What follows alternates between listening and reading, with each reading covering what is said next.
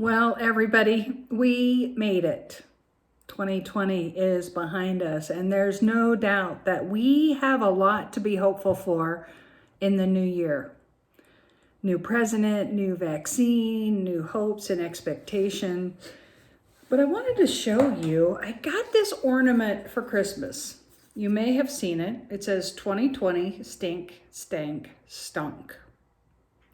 And I know that's the prevalent thinking about 2020. There were so many memes and things like that about how do we get out of this year as fast as we can.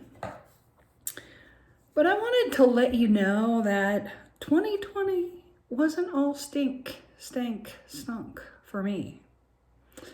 While I wouldn't recommend moving to a new church and beginning ministry at the beginning of a pandemic, I wouldn't recommend it.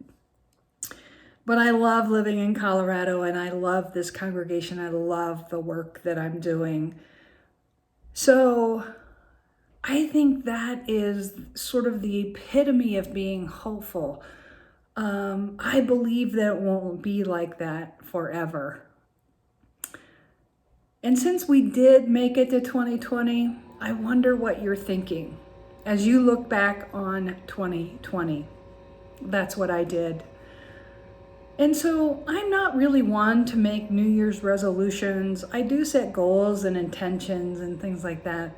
But this year I made it very, very simple. And I made it simple based on what 2020 was like. So like I said, my 2020 did not stink, stank, stunk. There were two big things that came out of 2020 that are leading me into 2021. So the first thing is that I'm sure, like many of you, I had to be very adaptable. Adapting to a new faith community, adapting to a new community in general, and adapting my faith in some way, wondering where God was in the midst of this pandemic. So being adaptable is something that I'm going to carry into 2021. And being adaptable means that I think it's a really good skill. But from a faith perspective, a spiritual perspective, it really, I looked at where is God in all of this? And it was in the simple joys of life. It was in getting to know people over the phone versus face to face. It was being outside and appreciating nature and trees.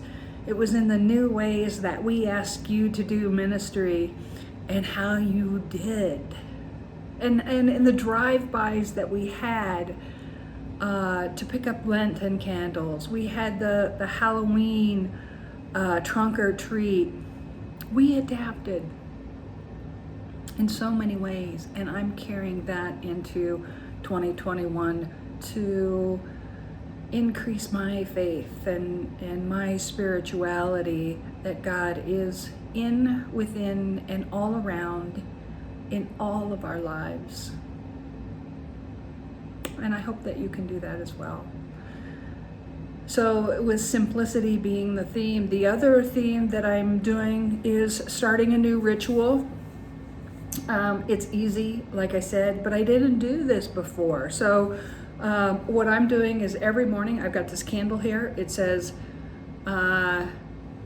take me to the trees, which is what I said. I love living in Colorado, so take me to the trees. So every morning when I'm doing my daily devotionals, I light this candle. I got it as a Christmas gift, so I thought, what a better way.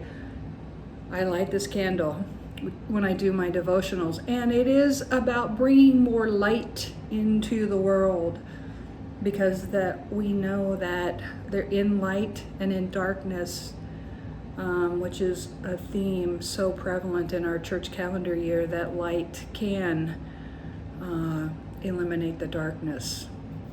And that's also where we find God, by really finding out where the light is in the darkness, and that God does exist in the darkness as well. So 2 simple concepts to take us into 2021 for me, continuing to be adaptable and find God in all of that, and also bringing more light into the world.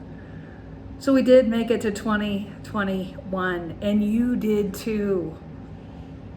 And it was, for some, stunk.